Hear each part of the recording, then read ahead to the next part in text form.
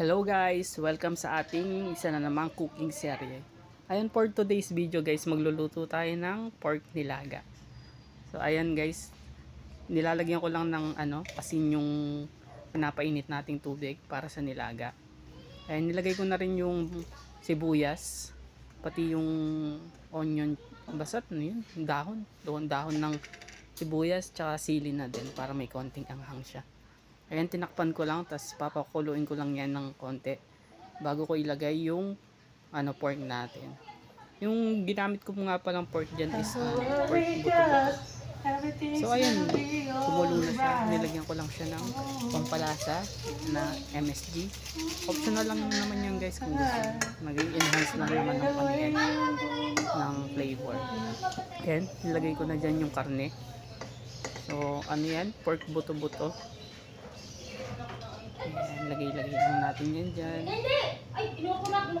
Dahan-dahan lang guys para hindi naman kayo matalsikan ng mainit na tubig. Ayan. Pagkalagay ko ng pork, is tatakpan ko na rin yan. Ay, hinalo-halo ko muna pala. Para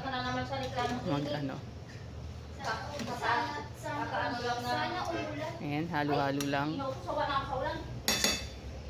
Tapos pagkatapos haluin, and tatakpan ko na rin. Papakuluin ko lang yan guys. Matagalang pagpapakulo. Mga 5 years. Ayan, nung kumulo na siya, tinanggalan ko lang siya ng mga scum, yung mga dumi-dumi sa pork. Para naman malinis yung natin. Alisin lang natin yung mga impurities sa sabaw. Ayan. Tanggal lang tayo dyan ng scum.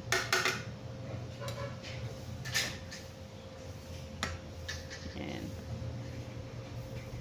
Para naman walang dumi yung sabaw natin. Okay. Ayan. Tapos nung naalis ko na yung lahat ng scum, tatakpan ko na ulit yan. Papakuluin ko lang siya ulit. Mga 10 years ganun. 10 years na pagpapakulo para malambot na malambot. So ayan guys, kumukulo na siya ulit. And ayan, lagay ko na yung yung saging dyan. Pansin nyo guys, walang patatas.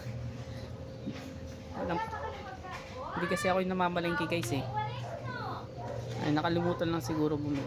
Pero okay na yan. Okay lang naman yan kahit walang patatas. Masarap pa rin naman. So, ayan. Pinalagay ko lang yung saging. Yung iba ba, naglalagay ba ng saging? Nagpapaan dyan kasi yan. Konting tamis. Nilaga. Konting-konti lang para Ay, naglagay na rin ako ng paminta. Para dagdag na rin. Lasa. Okay. Dito siya may hair. Ayan, tatlong tapos sinalo ko na ulit. Halo-halo lang. Para pantay yung Tapos tikman ko na rin yan guys kung sakto na sa panlasa ko. Tapos okay na daw. Okay na guys yung panlasa lasa. Ano yung alien? Ayan, kumulo na siya. Ayan, nilagay ko na rin yung sandamakmak na repolyo. Daming repolyo guys. Ayan, yung repolyo. Hindi sila mahilig sa gulay dito sa bahay eh. Ayaw nila ng gulay. Ayan, isang bundok na repolyo. Ayan, halo-halo lang. Tapos lang, papakuluin lang natin ulit yan. Tapos luto na. Halo-halo lang.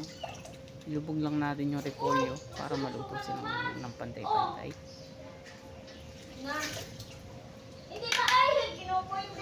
Tapos tatakpan natin ulit. Palutuin lang natin yung gulay.